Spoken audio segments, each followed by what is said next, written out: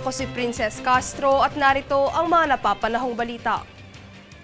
Alinsunod sa layuning pagdugtungin ng Quezon Memorial Circle at Ninoy Aquino Parks and Wildlife Center, sinimulan na kamakailan ang konstruksyon ng elevated landscape promenade sa lungsod ng Quezon. Ang proyekto ay hango sa disenyo ng City Architect's Office ng QC na in-execute ng City Engineering Department sa pakikipagtulungan ng Department of Environment and Natural Resources. Upang bigyang daan ang konstruksyon, pansamantalang isinara ang ilang bahagi ng elliptical road, partikular na ang bahagi mula sa North Avenue hanggang Quezon Avenue noong nakaraang linggo.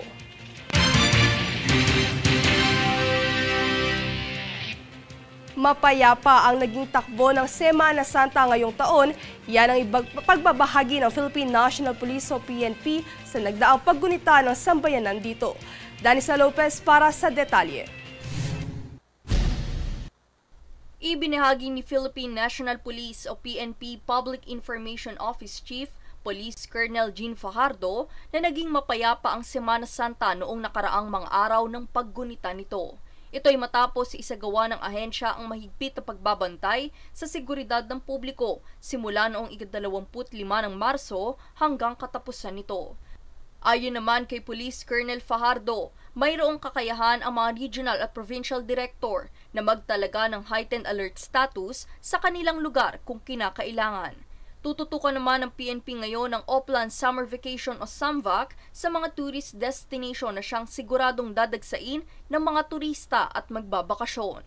Ilan lamang dito ang lugar ng Aurora, La Union, Siargao, Baguio, Tagaytay at iba pa, upang masiguro ang kaligtasan at seguridad ng publiko, gayon din ang pagiging matagumpay ng operasyong Oplan SAMVAC. Danisa Lopez nag-uulat para sa One Media Network.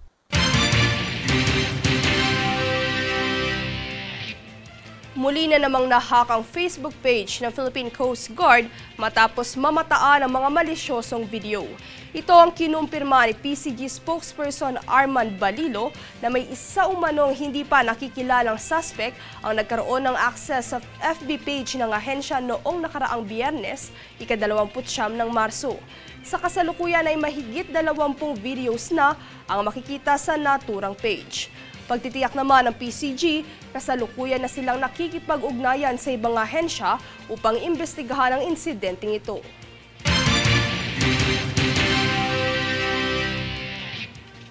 Kami ang boses ng pagbabago. Ako si Princess Castro at ito ang News Force. Para sa ulo ng mga balita, ilang bahagi sa bansa inulan ng mga butil ng yelo. DA tinututukan ang pagpapalawig sa industriya ng palaisdaan sa bansa. PBBM pinag-utos na ang pagbuo ng Maritime Council, bunsod ng tensyon sa West Philippine Sea.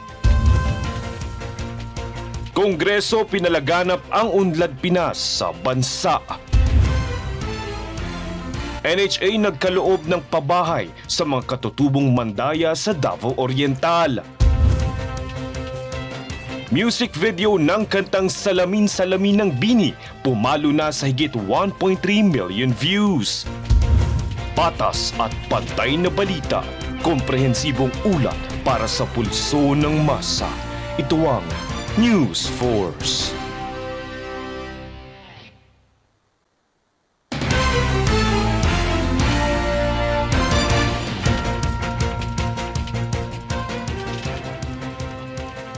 Ako si Princess Castro at narito ang mga napapanahong balita. Nasa kabuwang 5,108 individual ang nahatiran ng serbisyo ng Red Cross nitong Semana Santa. Ilan sa mga naging pasyente ay nakaranas ng mga sakit na pananakit ng tiyan, katawan at dibdib, pagkahimatay, bali, pagkalunod, pagtaas ng blood pressure at seizure. Nagpakalat naman ang Red Cross ng mga ambulansya, first aid and welfare stations at staff volunteers para umagapay sa mga bakasyonista.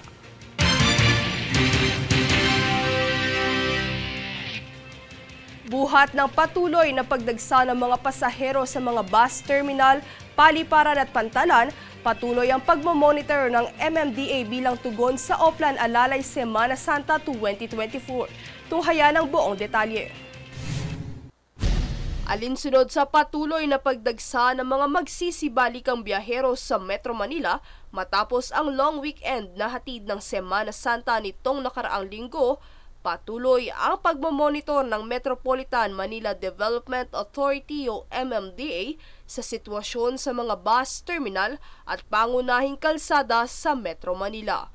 Ito ay bilang parte ng Oplan Alalay Semana Santa 2024 upang masigurado ang maayos at ligtas na pagbalik ng mga pasahero sa kani-kanilang mga lugar.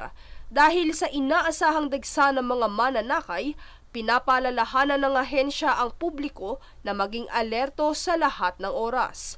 Samantala, matatanda ang pansamantalang pinayagan ng MMDA ang mga provincial buses na dumaan sa kahabaan ng EDSA nitong nagdaang Semana Santa. Ito ay upang bigyang daan ang malaking bilang ng mga sasakyan nitong nagdaang Miyerkules Santo hanggang Linggo ng Pagkabuhay. Kaugnay ng kaganapan ay dagsa na ring muli ang mga pasahero sa EDSA Bus Carousel kasabay ng pagbabalik ng trabaho, mga opisina at klase sa ilang mga paaralan. Samantala, nakapagtala naman ng higit 1 milyong pasahero ang Parañaque Integrated Terminal Exchange nitong nakaraang linggo, bunsod ng mga nagsiuwi ang biyahero sa mga probinsya nitong nagdaang Semana Santa. Princess Castro, nag-uulat para sa One Media Network.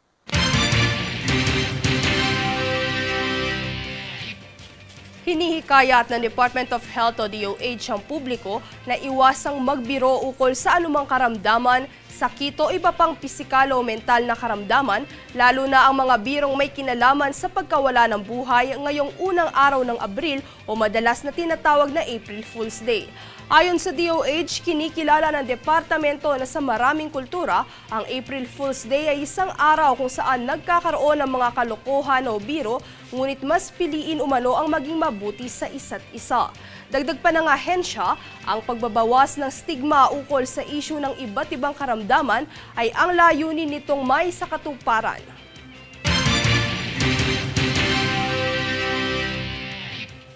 Kami ang boses ng pagbabago. Ako si Princess Castro at ito ang News Force. Para sa ulo ng mga balita. Ilang bahagi sa bansa inulan ng mga butil ng yelo. DA tinututukan ang pagpapalawig sa industriya ng palaisdaan sa bansa. PBBM pinag-utos na ang pagbuo ng Maritime Council, bunsod ng tensyon sa West Philippine Sea. Kongreso pinalaganap ang Unlad Pinas sa bansa. NHA nagkaloob ng pabahay sa mga katutubong mandaya sa Davao Oriental. Music video ng kantang Salamin Salamin ng Bini pumalo na sa higit 1.3 million views. Patas at pantay na balita, komprehensibong ulat para sa pulso ng masa. Ito ang News Force.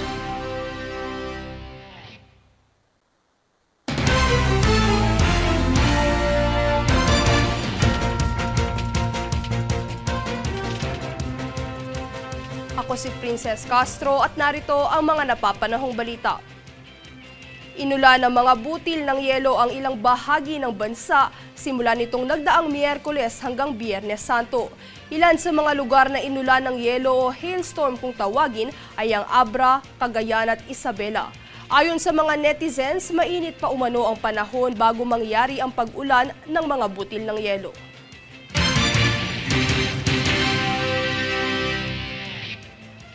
Magandang balita para sa mga commuters dahil balik operasyon na ang MRT3 ngayong simula ng buwan ng Abril.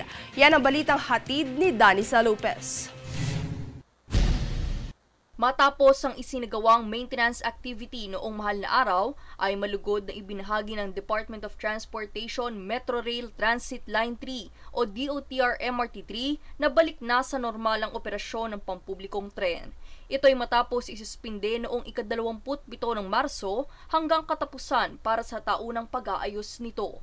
Pagbabahagi ni DOTR MRT3 OIC Assistant Secretary Georgette Aquino, ang taunang maintenance activity ay mahalagang gawin upang masiguro ang kalidad ng mga tren at seguridad na rin ng mga pasahero. Pinasalamatan din ito ang mga tauhan sa likod ng isinagawang maintenance activities dahil sa dedikasyon na magtrabaho sa araw ng bakasyon upang tiyakin ang kaligtasan ng bawat mananakay. Aktibo naman ang security at station personnel sa mga istasyon ng tren ngayong simula ng Abril para umalalay sa mga pasahero. Daniza Lopez, nag-uulat para sa One Media Network.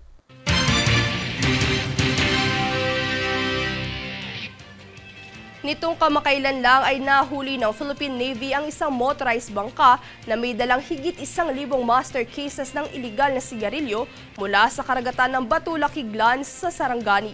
Napansin ng isa sa mga duty watches ang isang radar contact habang nagsasagawa ng maritime patrol ang Boat Attack 492 sa paligid ng Batulaki.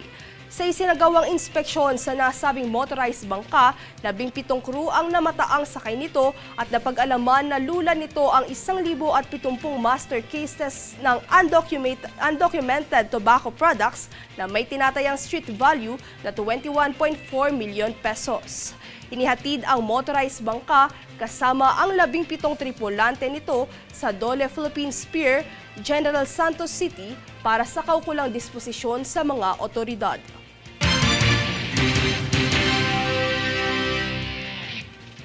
Kami ang boses ng pagbabago. Ako si Princess Castro at ito ang News Force. Para sa ulo ng mga balita. Ilang bahagi sa bansa inulan ng mga butil ng yelo. DA tinututukan ang pagpapalawig sa industriya ng palaisdaan sa bansa. PBBM pinag-utos na ang pagbuo ng Maritime Council, bunsod ng tensyon sa West Philippine Sea. Kongreso pinalaganap ang Unlad Pinas sa bansa. NHA nagkaloob ng pabahay sa mga katutubong mandaya sa Davao Oriental. Music video ng kantang Salamin Salamin ng Bini pumalo na sa higit 1.3 million views. Patas at pantay na balita, komprehensibong ulat para sa pulso ng masa. Ito ang News Force.